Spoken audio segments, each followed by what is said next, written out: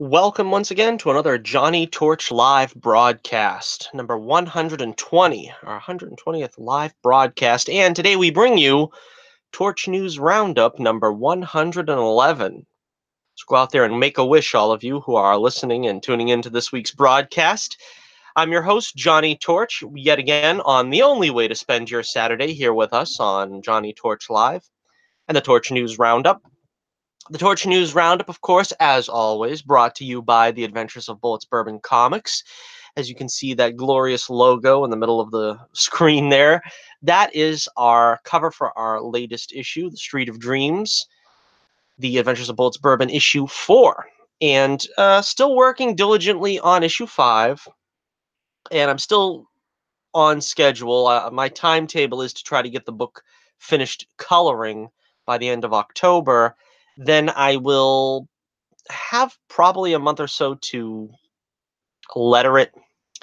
And I'm looking at either late December or early January for the book to be finished for publication. So doing pretty well so far on that front. So welcome in. Thank you, everybody, once again for tuning in. If you are listening live, I have the chat open. Let me see to make sure if I have it open. Yes, I have the chat open in case anybody wants to come forth with their thoughts on the topics at hand. If you're listening to this after the live broadcast, you can always let me know in the comments below. Check out the links in the description. We have my website, The Adventures of Bullets Bourbon Comics, where you can read a free 2-page preview as well as character bios for the heroes, the villains, the civilians. Always important to let them have their own bios. And of course, we have my Twitter page. Usually have a poll of the week question. Nothing this week, at least yet. Our last poll question was who should Dave Bautista play in James Gunn's Suicide Squad 2? And it was a pretty resounding majority asking for Bane.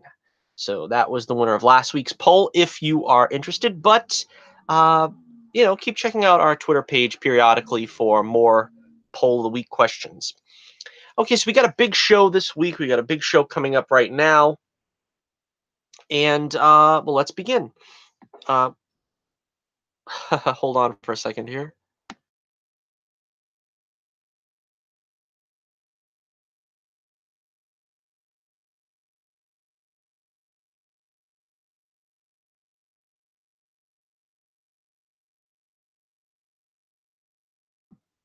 All right, rarely happens, but I had to sneeze, and a little bit of an allergy attack had me mute the proceedings for a couple of moments, but thank you for bearing with me. On radio, you're not supposed to have dead air, and so let's hope that my allergy doesn't continue on here.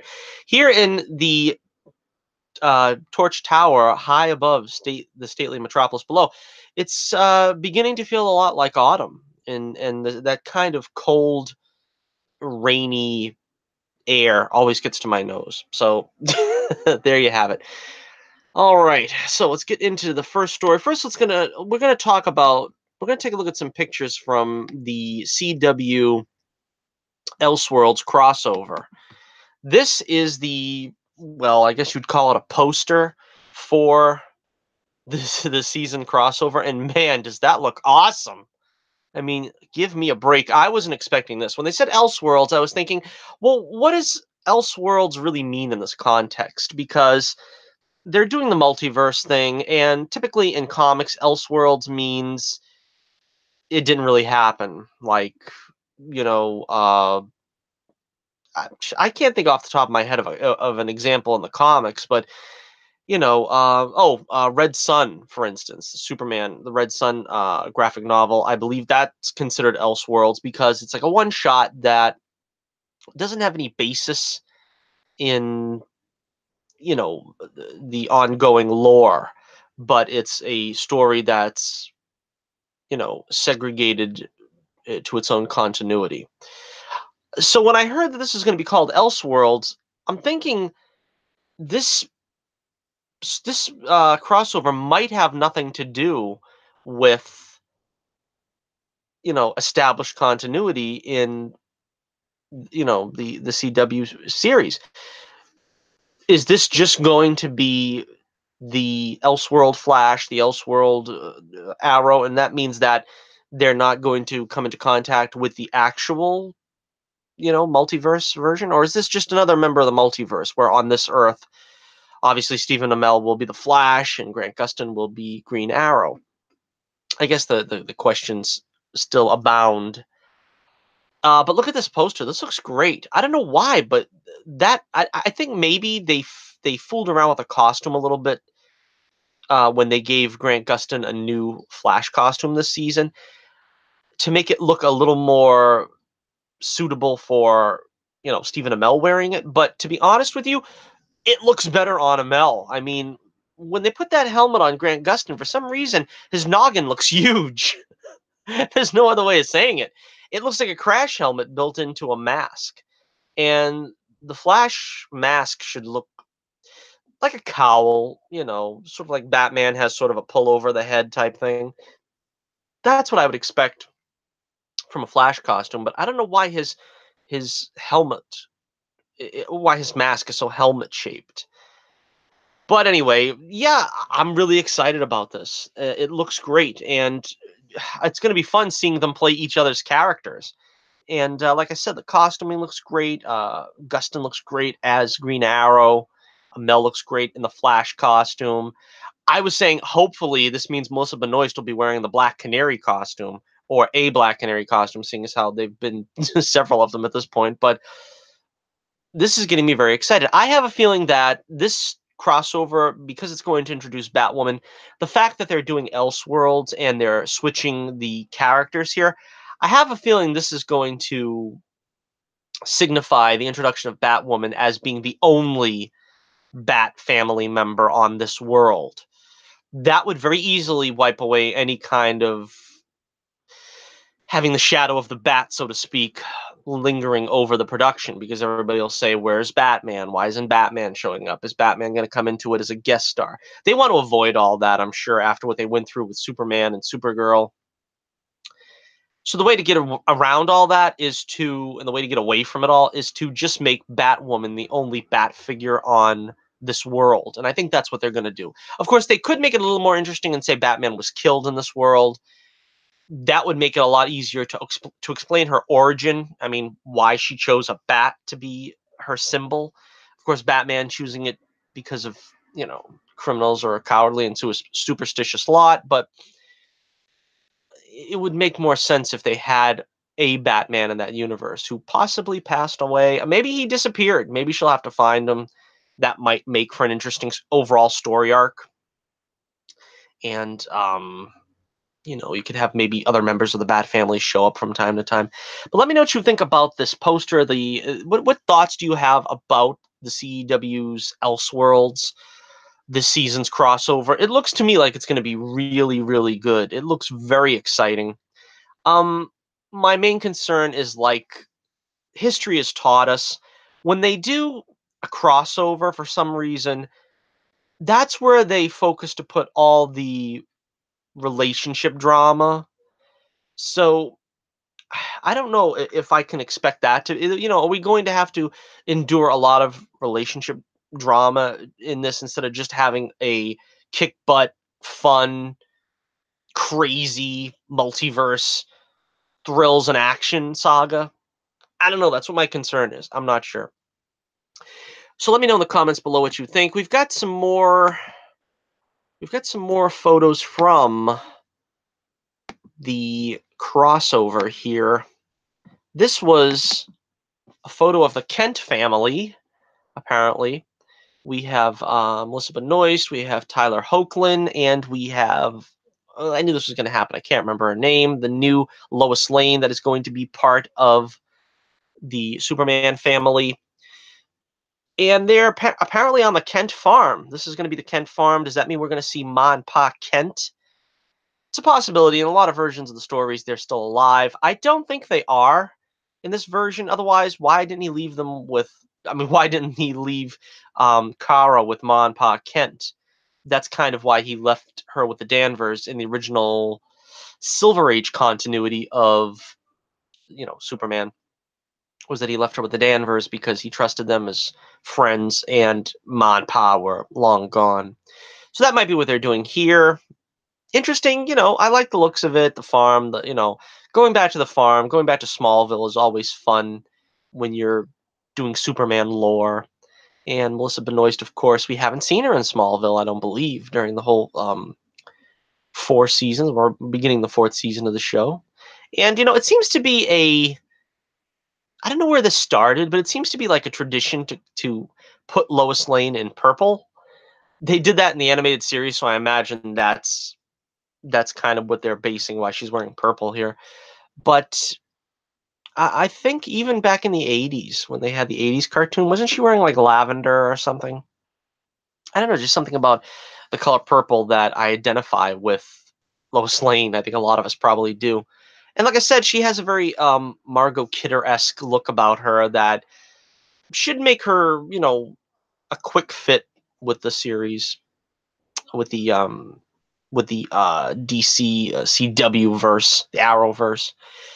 So yeah, let me know what you think. What do you think about how is this going to turn out? Is this going to be exciting and fun, or is this going to be just another another thrill kill that ends up coming to a halt when they load it up with SJW nonsense and garbage?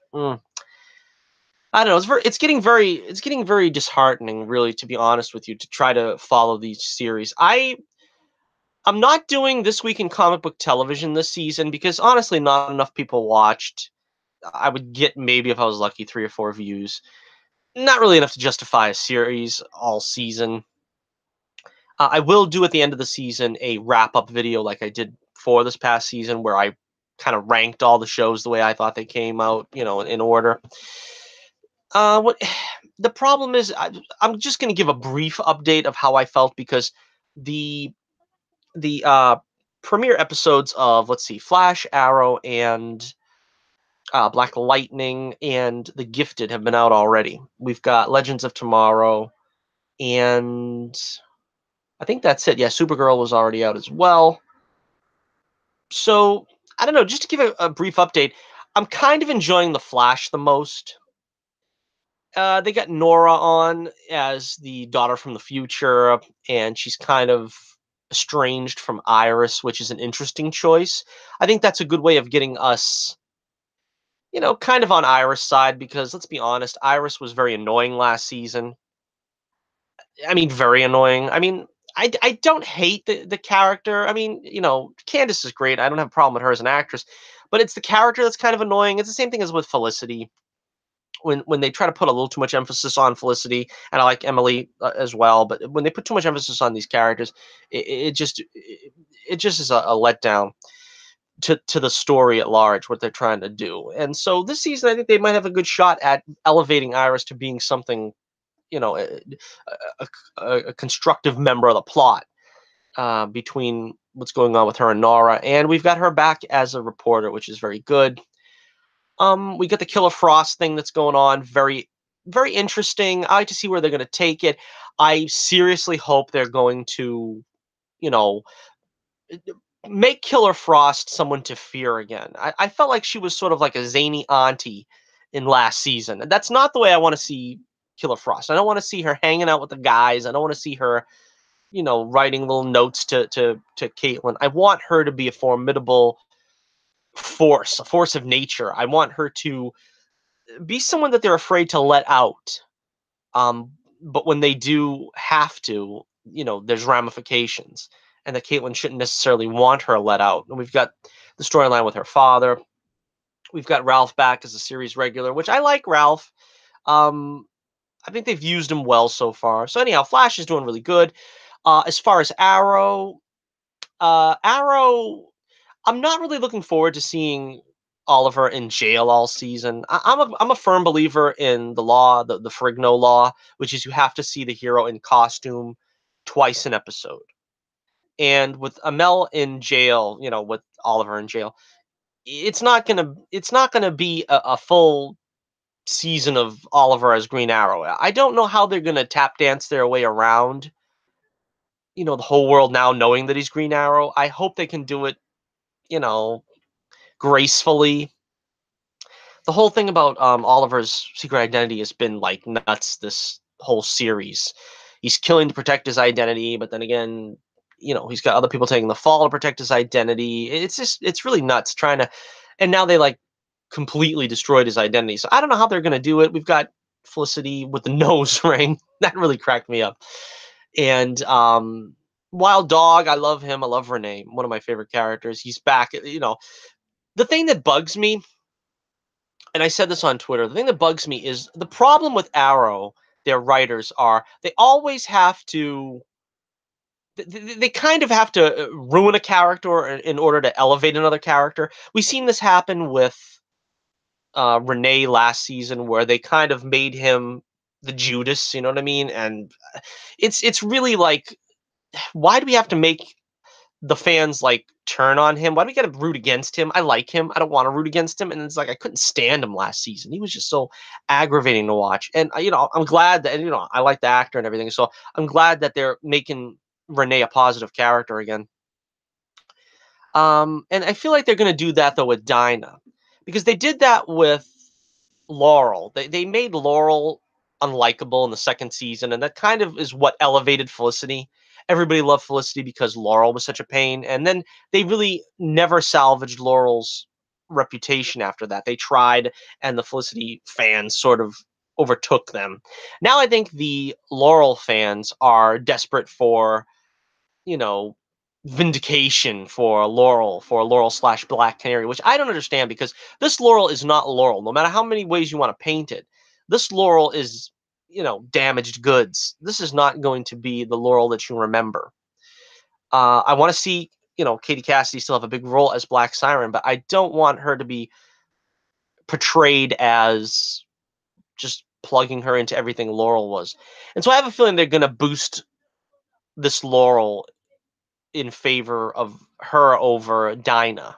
And I like Dinah. That's another character that I like a lot, that she was given the mantle of Black Canary, and I don't want to see them sideline her, because now she's going to be, oh, we're not going back out there, and, she's going to do it by the book, and she's a cop, and she's going to do it by the book.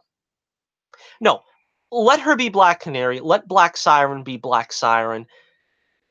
Don't go taking a mantle off of Dinah just because you finally have some fans that are willing to, squawk and make a stink that why don't Katie Cassidy get her shot as Black Canary.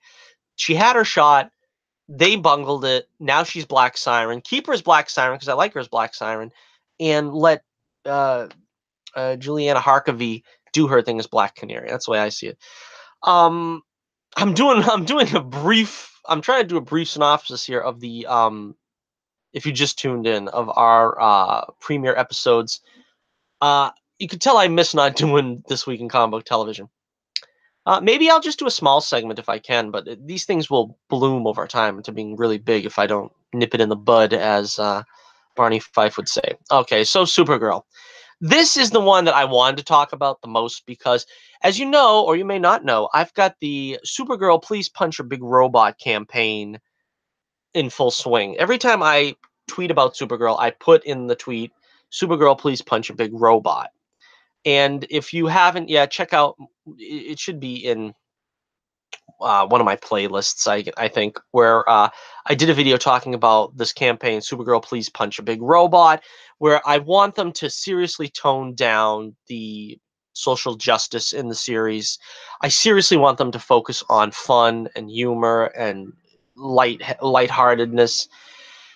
So where are we after the premiere? After the premiere, I gotta say it's a 50-50 prospect. I think they actually gave Supergirl a lot of screen time, and they actually had her do some heroics, which felt, to be honest, more than she did all of last season.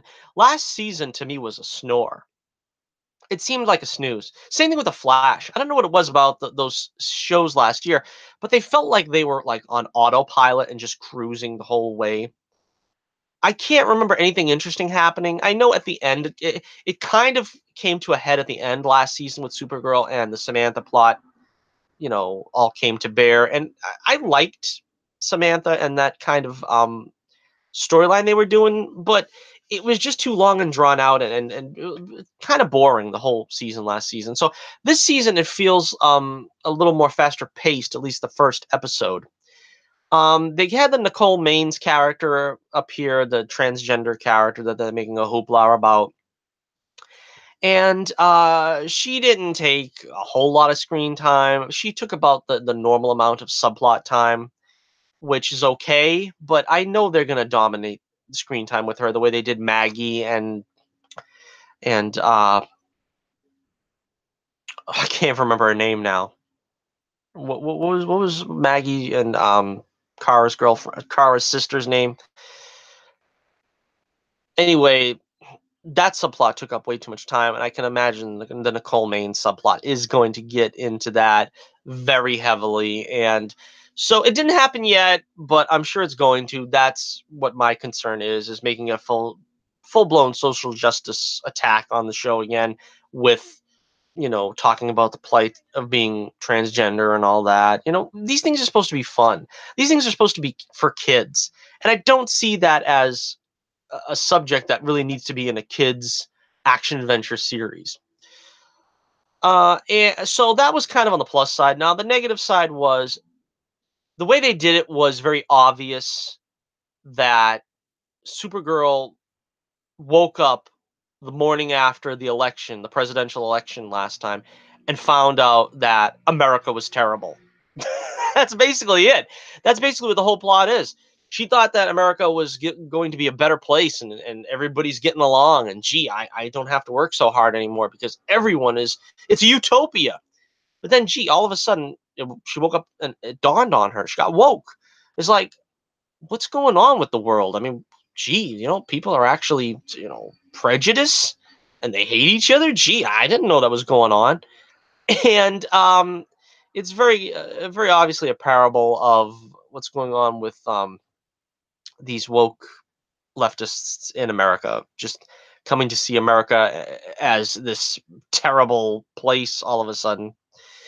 So I'm still going to continue, and I hope you join me in continuing the Please Supergirl Punch a Big Robot campaign for this season. Linda Carter was back, of course. Always great to see her. And they're probably going to do something to get her out of the show. I don't know what they're going to do. It's the same thing with John Wesley Shipp over on The Flash. It's like, if you're lucky, we'll give you one episode with John Wesley Shipp this season. Well, maybe two, but we won't promise anything. It's like, gosh, I mean, I don't expect them to be in every episode, but it's like, do I got to wait another 12 episodes now before they show up again? And the Martian Manhunter is trying to take a pacifist approach now that his father died. I don't know.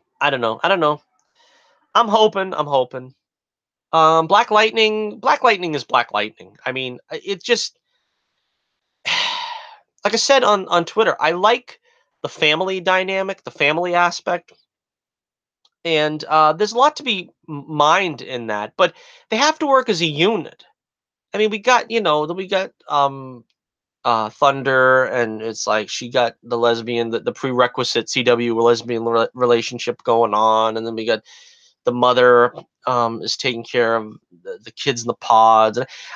We got to get this thing together. We got to get the family together with the white uncle. We got the white uncle, and he should have a bigger part than he does. The last two episodes of this season, he's like really done nothing. And he's supposed to be like his Alfred or his Q or whatever he's supposed to be to him, but he's not doing anything right now. Get him more involved. And there's a dearth of superhero, heroics for Black Lightning in the show. That they need to give him a better rogues gallery. They need to give him some kind of villains to come up against. I mean, I think Khalil is going to come back now and he's going to do something. Maybe, I don't know, but basically he's got Tobias Will and nobody else, and it's really lacking in the superhero stuff. So that's why it's in last place. The Gifted is coming along nice. I can't stand that woman that's the Hellfire Club. I mean, this is nothing against the actress or anything. It's just a character. She's like really trying to twist Andy like to her will and stuff, and I'm like, oh, I can't wait for her to get her comeuppance because she's like really bad news. The whole thing with Polaris and the baby is really fun. I mean, you got to feel for Eclipse and how he really wants to be there and stuff, and they just keep shutting him out, and Polaris is like not really being any help to the situation by not letting him get involved. Stuff with Blink and I always forget his name. What is his name? Proudstar? John Proudstar, I think. Anyhow, that's pretty fun. You know, the stuff with Reed and the emerging powers he's having and stuff are interesting. So yeah, the gift is moving along quite nicely. So that's our, I don't know, 10-minute update of what's going on this week in comic book television. Completely unplanned, but you know, I just felt it, and I'll tell you what I think about, you know, Legends of Tomorrow when that comes out. All right, so let's get to our next story now. Our next story is, this is something that it's really interesting. We've got a, a, a tie into what we were just talking about. The Elseworlds Superman is apparently going to wear black, all black. And a lot of people are speculating, what does this mean? Does this mean it's going to be the death of Superman and subsequent return of Superman, where he was wearing black for a little while? Does this mean that he's evil in the Elseworlds universe, which I think is the most likely, because I don't think you're going to get a death of Superman arc out of the 3 episodes that they're setting up for Elseworlds, and also getting, you know, Batwoman and all that stuff introduced. You can't do it all. This is just going to be, I think, an evil Superman, and I'm looking forward to it. I'm looking forward to seeing what Tyler Hoechlin can do as the evil Superman, and this is, you know, it looks like it's a lot of fun. The guys are really having a lot of fun here. The costume looks great. The costume looks better black than it did in color, to be totally honest. And yeah, I'm really interested in what's going to happen here. Okay, but we also are going to tie into this with the rumors that Superman is going to get his own CW series. Now, a lot of people are thinking, yeah, it's about time, right? I mean, we got Supergirl. We had Smallville, which I'm going to be totally honest, I was never fully on board with Smallville. I know that's Superman to like a whole generation. He's like the millennial Superman. But it was ridiculous, to be totally honest. It was ridiculous to have it last as long as it did. Uh, I feel the same way about Gotham to an extent, but the thing about Gotham is there was no pretense that Bruce Wayne was going to become Batman unless the show lasted 10 years and the kid grew into it, which, you know, I think reportedly, and I kind of want to be surprised, so I don't want to get too many spoilers out of Gotham, but supposedly the season finale is going to be set 10 years into the future or something, where they're going to try to get David Mazouz in a Batman costume, probably. Um, I don't know how that's going to work out, but it's the same thing here, where, you know, you waited 10 years and you got, you know, what's his face, Tom Welling, superimposed in a Superman costume. I don't think he even wore the costume. I think it was just a computer effect. Never really liked him particularly as Clark Kent either. I don't know. The thing is, Superman's a hard sell for me. You got to be like 100% into it, and I never felt like he was. I don't know. I wasn't that crazy about the Dean Cain version of Superman either, but that's a different story. That was because it felt more to me like they were trying to do a romantic comedy, and so with Tom Welling, they were trying to do like a teenage drama, teenage angst. I want, you know, when I want Superman, I don't want to see the you know, I what I want to see is like the 4-color comic version.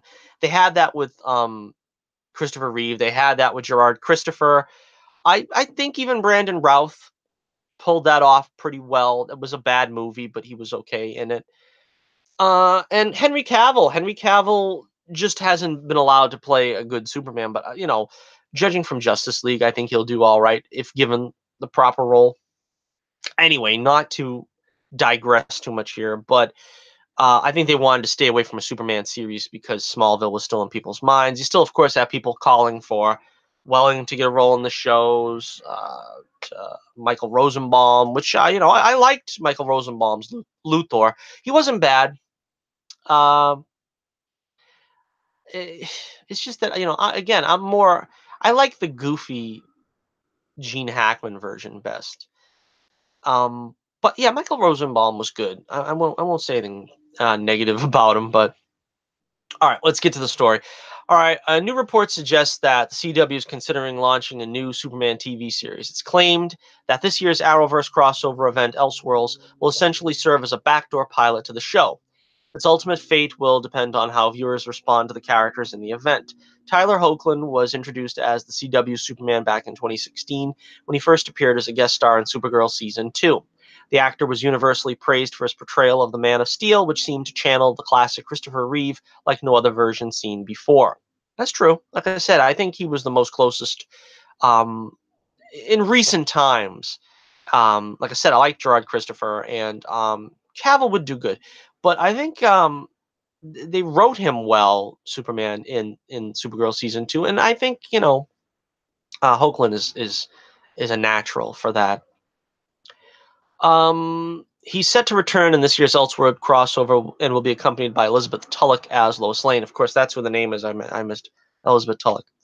According to Fandom Wire, the CW is treating Elseworlds as a potential backdoor pilot for a Superman TV series. The CW will carefully watch how fans and critics alike respond to Hoagland and Tulloch, assessing whether or not there is sufficient interest in developing a spinoff. It's a similar approach to the one the CW is believed to be taking with Batwoman, who will be introduced in Elseworlds and is intended to launch her own series. It's important to note that Fandom Wire's report is as yet unconfirmed, so at this stage should be treated as only a rumor. So yeah, this is, I'm going to skip forward here because they got some uh not a retraction, so to speak, but this is the update. We reached out to WBTV for comment. We also verified the source on this isn't reliable. That is bad writing. You've got to have an editor overlook what you're doing here. Let me read that again, see if it makes sense. We also verified the source on this isn't reliable. That there should be either a comma or it should say it isn't reliable, and comes from someone who had false scoops on Marvel related projects. Rob Keys. Yeah, so again, this is, I don't know, maybe wishful thinking on the part of some.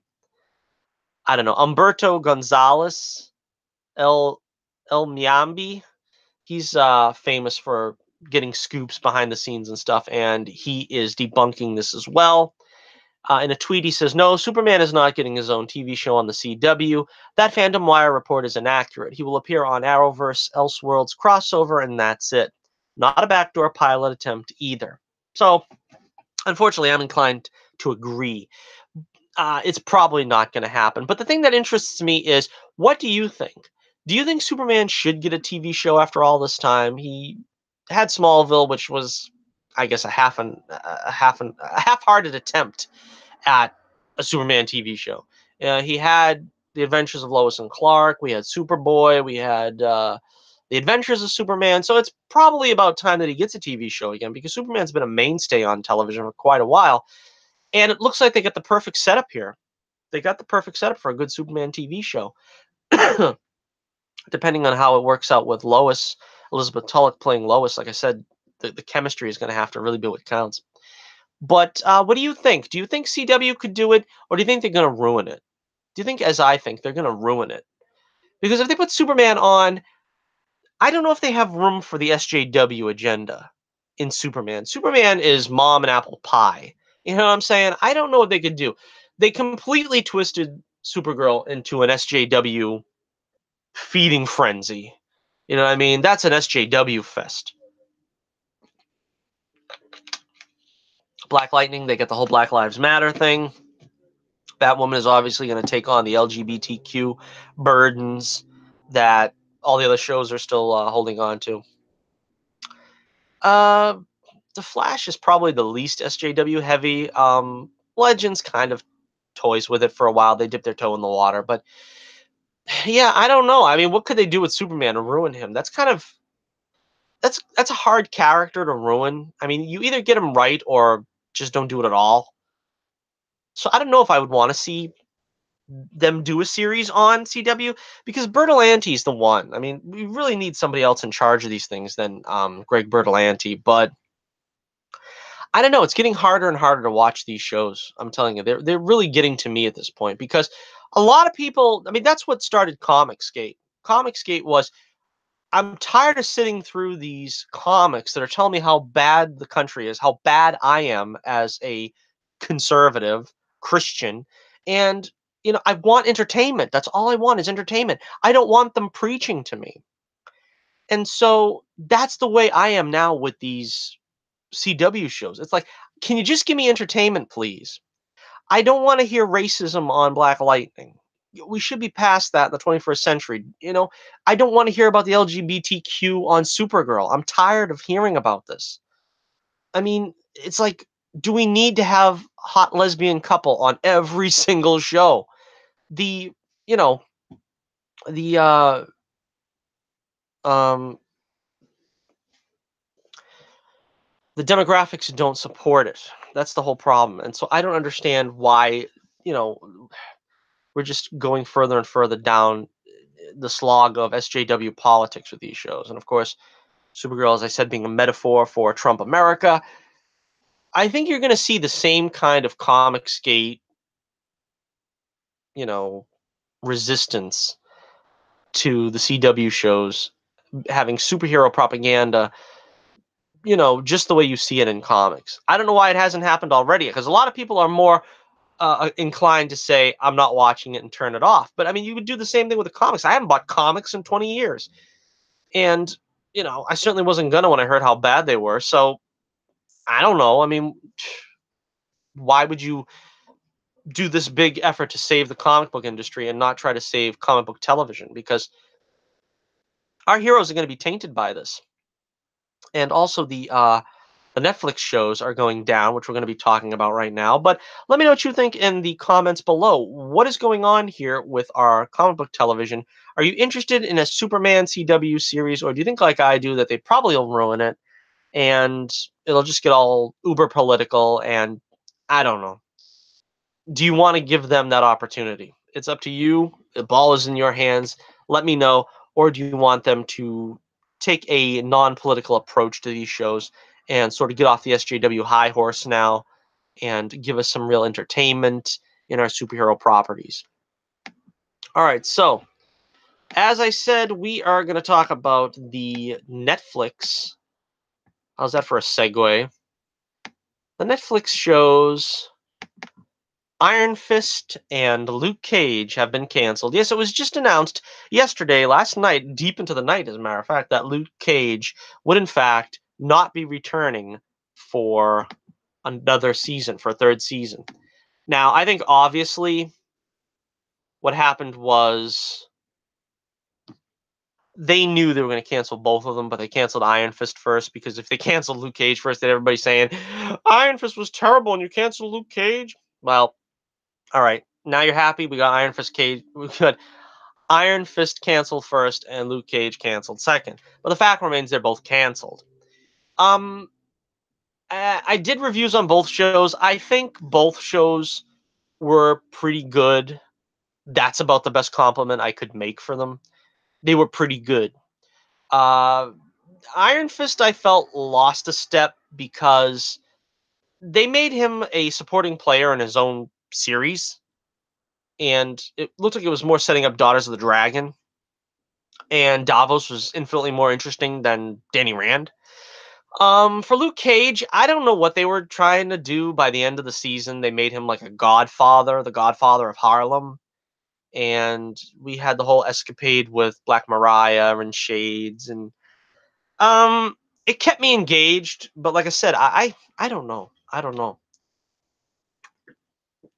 I don't know where they could go or where they were planning to go with the season 2. I don't know where they were planning to go with the Iron Fist season 2, which, spoilers, but he gave up the power. He got the power back. We don't know how he got the power back. It's just crazy. And now they're just going to have to squash both those plot lines into other series, because the idea, I think, is to have something take its place. And I'm going to go out on a limb and say it's going to be Heroes for Hire. Yes, I think that there was always the idea that they were going to go into a Heroes for Hire series eventually. But what the problem happened was, I don't know, they didn't think it out well enough, that the ratings probably weren't that good because the shows by themselves weren't really that good. And they were probably hoping to have Heroes for Hire on the table probably like 2021 and get like 3 seasons in of each. And that didn't happen, probably because of ratings and so forth. Also, could be because of the Disney streaming service. Now, Heroes for Hire might go over there. I don't know. We're going to read the article in a second from oh, I don't know where this is. Den of Geek, I think. I'm not sure. But yeah, I think the best thing to do anyway would be to get these guys together, which is where they're at their best. They were always at their best when they're in the same show, when they're together, guest starring on each other's shows or in other shows like Defenders. All right, so let's take a look at this. Of course, Daredevil season 3 has just arrived. But Luke Cage has been canceled after 2 seasons by Netflix. In a joint statement, Marvel Television and Netflix announced the shocking news. Unfortunately, Marvel's Luke Cage will not return for a 3rd season. Everyone at Marvel Television and Netflix is grateful to the dedicated showrunner, writers, cast, and crew who brought Harlem's hero to life for the past 2 seasons, and to all the fans who have supported the series. While details are scarce, DHD, I'm not sure what that is. I thought it was a Den of Geek, but I'm not sure. DHD reports that the series was axed due to a combination of creative differences. Creative differences? What is that all about? Marvel didn't like the way they were handling it? That's interesting. That's interesting. And an inability for the properties involved to reach a workable deal for the 3rd season. They add that Netflix was less than satisfied with the recently turned in scripts for season 3, as well as the overall creative direction, which led to an immediate suspension of the writer's room and more behind the scenes drama, ultimately resulting in the streaming giant deciding to cancel the series rather than go through another round of personnel changes. Wow, they thought it was that bad, I guess, season 3. I didn't know what they were trying to do, like I said, at the end of season 2, but it was kind of a strange place to find themselves in. Cancellation comes exactly 1 week after the streaming giant axed fellow Marvel production Iron Fist. With both shows now down for the count, it's hard not to wonder whether a Heroes for Hire series could be in the works, but based on these latest developments, that's probably a long shot at best. Also, considering how rare it is for Netflix to cancel a series, the ratings for both series were probably far from satisfactory level to even reach this point. With Luke Cage and Iron Fist gone, only Daredevil, which is widely expected to receive a 4th season, Jessica Jones, which received a 3rd season order back in April, and The Punisher, which returns for its 2nd season in 2019, remain on Netflix Marvel roster. Additionally, none of these 3 remaining series will be affected by the impending arrival of Disney's own streaming service, which, as it turns out, may not actually be a viable option for a potential revival of either of the 2 canceled Marvel Netflix series. While Disney has already all but said that they will allow their current licensing deals to expire, meaning any Marvel or Disney movie on Netflix will eventually transfer over to Disney's streaming service, the original Marvel Netflix deal is still in place for the original 5, now 6, Marvel series that Disney produced for Netflix, meaning Daredevil, Jessica Jones, Luke Cage, Iron Fist, The Defenders, and The Punisher will remain on Netflix for the foreseeable future, regardless of whether or not future seasons are ordered. Like Danny Rand, it's possible that Luke Cage could resurface on one of the sister shows, presumably Jessica Jones, but still way too early to tell. I just think what they're going to do is they're probably going to, I don't know, probably the term would be soft reboot it on the Disney streaming service. I say bring in a good showrunner that'll retool this, make it a fun, comical action adventure series. I've been saying this all along. Put it on cable television if you have to. But get Heroes for Hire out there. Put Danny Rand in the actual Iron Fist costume. Put Luke Cage in a yellow jacket. That's all he really needs is a yellow jacket, really. Get them to the place where we want to see them as superheroes in, the genre. And stop trying to make these grown-up adult, mature Marvel Knights serious stories that are rated mature. The heck with that. The heck with that. Get these on TV so kids can see Luke Cage kicking butt, Iron Fist kicking butt, Daughters of the Dragon kicking all kinds of butt. Get the same cast, just move them over to another network. Try to make it a little more age appropriate. Make it fun. We've got enough drama going on. I mean, that was the thing about Luke Cage that I liked, was that they didn't necessarily make it about racism. That's kind of the problem we have with Black Lightning, is it's still about racism. It's still about Black Lives Matter, and then the man is always trying to get one over on the Black Lives Matter people and stuff. But with Luke Cage, it was more just about like the black community and how they're trying to help each other and hurt each other, and it's just different. It's not really a case of racism, or not blatant racism by that token. Iron Fist is just all over the place. It's like they don't really know what they want to do. Like I said, the season 2 of Iron Fist was really erratic. It seemed like they were more interested in setting up Daughters of the Dragon. So I say, just make Heroes for Hire, put it on network television, and just make it a fun adventure series. Two wisecracking buddies, having fun, kicking butt, with a backdrop of the MCU, and you got their girlfriends slash associates being Daughters of the Dragon. You got a winning premise right there.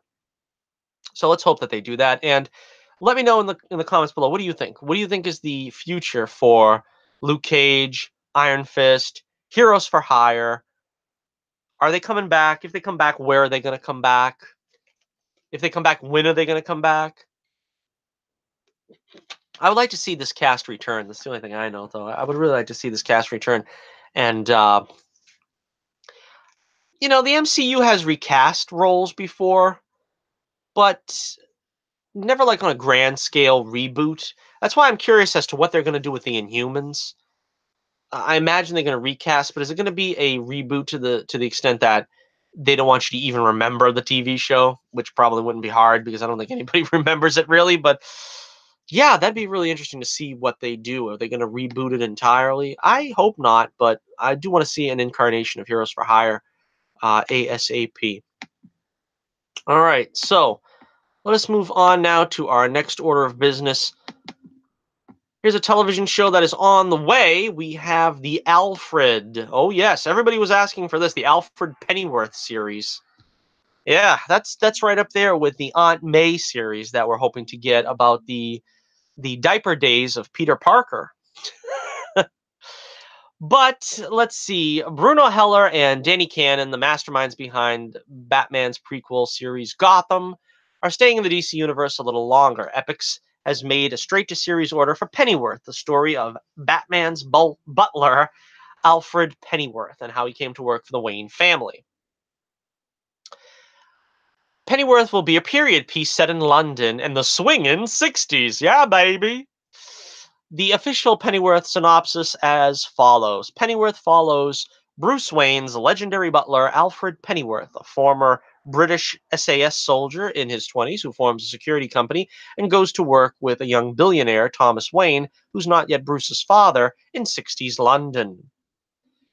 Okay, Paloma Faith, as you see on the left there, has just procured the role of a villain set as a series regular on Pennyworth, confirmed Marvel. Warner Brothers Television. I'm looking at the wrong note. Excuse me. Okay. She will play Bet Skies, an antagonistic character described as a spirited, sadistic, and sharp-tongued villain.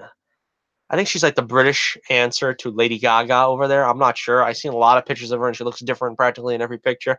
But that was the only one I could fit in the in the thumbnail there. So, Faith is best known for her status as a pop star in the UK, where she has accumulated several industry awards. She's fielded acting roles in TV and film sporadically, notably 2015's TV movie Peter and Wendy, 2009's horror thriller Dread, 2009's fantasy comedy The Imaginarium of Dr. Parnassus, which contains Heath Ledger's last credited performance, and the 2007 comedy remake St. Tristan's.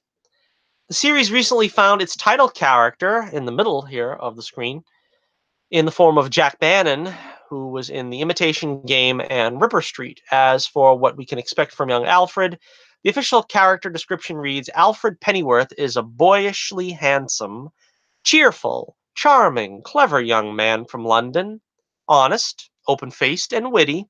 you'd never take him for an SAS killer. Alfred doesn't know how to reconcile the kind-hearted boy he used to be with the cold, calculated killer he was forced to become. He's a man on the make who doesn't know what to make of himself yet. So, this doesn't really sound too bad, to be honest with you. But what is it about Warner Brothers where they still got this massive, massive crush on the prequel? And nobody wants to see an Alfred TV show. I mean, this sounds interesting. I mean, I got to admit, I'm not going to get another streaming service for this, though. Epix, I don't know what you have to do to get that, but I'm not going to get another streaming service to get Alfred, the Alfred story. I mean, it's like I said, it's like getting the Aunt May series, or I don't know, Pa Kent, the early years on the farm. I mean, I don't know. The early years of Thomas Wayne, I guess maybe you can make something interesting out of this. I don't know. Speaking of Thomas Wayne, the actor on the right there is who was cast as Thomas Wayne. Ben Aldridge, who played in Fleabag and Skinny Dip, has been cast as Thomas Wayne, described as a young, fresh-faced billionaire hailing from the East Coast of the United States. Confident and extremely disciplined, this young aristocrat meets an unlikely business partner in Alfred Pennyworth. Yeah. Interesting. Interesting. So what do you think? Do you think they're going to make something out of this? Or do you think this is just destined to be sort of the, I don't know, I guess a failure. I don't know what. I mean, this could like drag on for a couple of seasons. I don't know how far you would go with the Alfred Pennyworth story, though. I mean, they've tried to give him an interesting backstory. Now he was this big British intelligence agent. I mean, before he was just a guy that dusted the crockery, like 60s Batman, Alan Napier. But even going so far as I think the Michael Gough version in the 90s Batman movies, it's like, I don't know. I mean, what can you do with him that's going to be, I don't know. I kind of miss that old Alfred, to be honest with you, the old grandfatherly Alfred.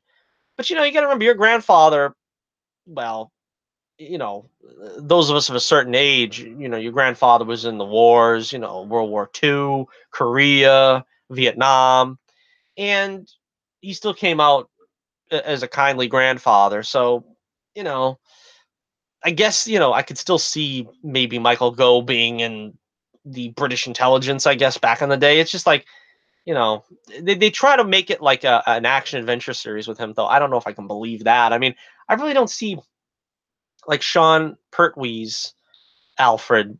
He was like just way too gruff. I mean, it worked on Gotham. I'm not saying like I didn't like him or anything, but I don't really see Alfred being like the guy that was like going to beat somebody up, and he was probably just there, fixing equipment for and stuff for missions. I mean, I didn't really see him as like this huge operative. Um, Michael Caine, sort of the same thing. I could buy him being in intelligence, but I didn't really see him as a grunt. You know what I mean? Going out there and setting landmines and stuff. You know what I mean? I just seen him sort of just part of a troop. All right, so let me know what you think in the comments below. What do you think about Pennyworth? I don't know. Are they going to stick with that title, Pennyworth? Isn't that going to get confusing with the Stephen King clown thing there? I don't know. I never seen that. I'm not into horror, but I think that's the name of that character. So let me know what you think in the comments below about Pennyworth, the Alfred story, the untold story of Alfred.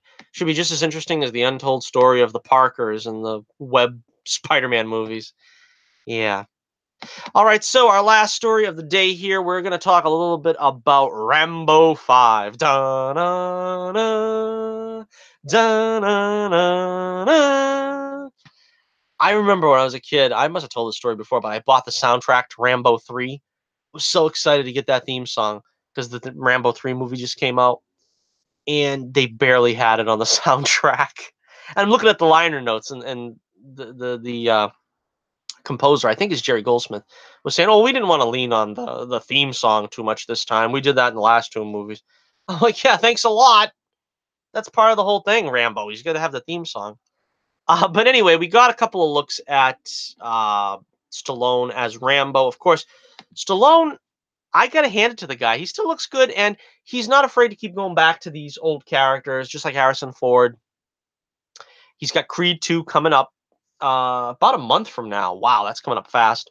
I just bought my DVD collection of the Rocky movies as I lead up to watching Creed 2 at the theater. Probably going to do a video about that because I've been excited about doing a Rocky retrospective or just maybe a ranking video. Still can't get the software to work for me to do these videos, but pretty soon, pretty soon.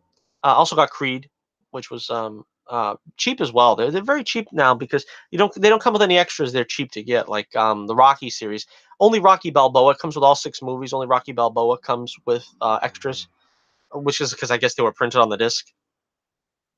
All the others only come with a trailer, and Creed came with nothing either. So $20 for this box set of Rocky, all 6 films, $5 for Creed. So for 25 bucks, I got the whole Rocky saga. Can't go wrong there. All right, we're talking about Rambo here, and we get the image of Rambo that he put out of Rambo with, of course, the famous Bowie knife, or one of the Bowie knives that he's used. In the films, he's got all the rifles. Last we left Rambo, he went back to, I think, New Mexico at the end of Rambo 4. And I gotta say, Rambo 4, I hated. I didn't like it at all. Um, it was just too grindhouse for me. I don't like a lot of blood and gore and, you know, things of like sexual abuse nature. That turns me off entirely. So when I seen parts of it on television, I was like, nah, this is not for me. This is not for me. So I didn't really watch Rambo 4. I mean, I've seen parts of it. The first 3 were good. Uh, Rambo 3 was the problem with Rambo 3 was boring. I think they thought too much of themselves and they were like, let's just make this epic. Let's do this big grand story and this and that. And I was like, story wasn't that good. I mean, if it wasn't for they put Colonel Troutman through the paces in that one. He's captured and all this and all that. That was kind of the saving grace of it, I think. But apart from that, it really wasn't much of nothing. Rambo, First Blood Part 2 was great. That's the best one. If you're only going to watch one, to be honest with you, that's the one you need to watch.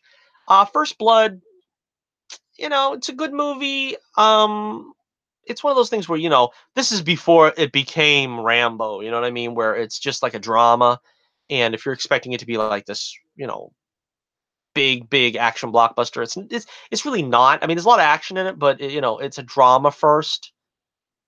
And again, Troutman, Richard Crenna was great in that film too. Brian Dennehy, Stallone, of course. But you get the sense that I think they were feeling it out. They're trying to, this was before like Rambo meant anything. It was just an adaptation of a book. So yeah, let's get to this article here. I'm just monologuing about Rambo, but Rambo Last Blood is the official title of the 5th installment of the Rambo franchise. So yeah, that sounds good to me. First Blood was the first film, so obviously Last Blood signifies this will be the last film in the Rambo series. If I remember correctly, I think he was going back to see his father. So maybe that's what happens here. His father gets killed. His father's going to be like, what, 90 years old at this time? Because Stallone is like 70, right? All right, so Sylvester Stallone has been teasing the project for months using social media to give development updates like he does on all his projects as of late. In addition to the awesome title, the sequel has cast actress Paz Vega as reporter Carmen DeLego, as you can see here in the picture on the screen on your right. She works alongside Stallone's John Rambo in the film. She joins up with Rambo after her younger half-sister is kidnapped by a Mexican drug cartel. Stallone has already shared some photos from the set, which means that Rambo 5, Last Blood, is already filming. So that sounds interesting. Now, the first movie was, about the sheriff bothering him and chasing him and hounding him and stuff. And then he gets dragged into service in Rambo 2. He gets dragged into service in order to save Troutman in Rambo 3. And then he kind of like has to help these people in Rambo 4. So now he's going to have to help this woman, I guess, in Rambo 5. We're going to do one of those, sort of person in peril thing, which is cool. I think that's all right. Last Blood is the perfect title for Rambo 5, bringing reference to the film's first title, First Blood. Excuse me. Which didn't use Rambo at all in the title when it was released in 1982. Although the name is awesome, it also indicates that this could be 72-year-old Sylvester Stallone's last time playing the iconic character on the big screen. While Stallone is getting up there in age, he has not slowed down one bit. A quick look at his Instagram page shows he can still work out harder than people half his age and shows no signs of slowing down anytime soon. However, this will be more than likely the last time we see him as John Rambo. Um, let's see. He revealed a first look at John Rambo as a cowboy, which really surprised fans. Yeah, that picture of him with the cowboy hat on, which I should have put up here on the screen. Although it looked like a painting, I don't know if that was even really a photo of him. Was that just a drawing? In addition to Rambo 5, Stallone finished working on Creed 2, which could be his last time on the big screen as the beloved Rocky Balboa. I don't think so. I think he's going to do Creed 3. There's going to be a Creed 3. There's got to be a third film and all these things. And there was nothing to indicate that looked like he was going to die in that Creed 2 trailer. They didn't. I think they would focus on that if his life was in jeopardy. A big box office draw. After Rambo 5, Stallone is expected to launch into making Expendables 4 in early 2019. So, yeah, he's still got another franchise to go, Expendables 4 in 2019. So, yeah, let me know what you think. Excited about Rambo Last Blood, Rambo 5? Um, as long as they don't make it like a grindhouse film again and it's just going to be an action drama, I'm interested. But it depends. I mean, if a Mexican drug cartel kidnaps a sister, like I said, I don't know. That sounds like the same kind of thing that I don't know. I probably won't want to see, but we will find out in the future when more information comes out. I'll be the first to let you know on the Torch News Roundup. So thank you once again for joining me here on Torch News Roundup number 111. Let me know what you think about any of the topics we discussed today on the show in the description, in the link, in the comments below. That's what I'm looking for. And if you want to hear more of the stellar broadcasting, be sure to hit that like button, smash that subscribe button, and tune in on Saturdays for the only way to spend your Saturday here with us on Johnny Torch Live. We try to do a couple of shows in the week. Sometimes, if I have free time, Wednesdays and Mondays. Uh, Wednesdays usually is a good bet, but always on Saturdays. And as I was attempting to say before, check the link in the description below to find me on Twitter and to check out my comic, The Adventures of Bullets Bourbon, on my Bullets Bourbon website, where you can find all the information you need about the exciting and spectacular Bullets Bourbon universe. Until next we meet, this is Johnny Torch reminding you once again, keep the flame burning brightly, and I'll be with you again real soon.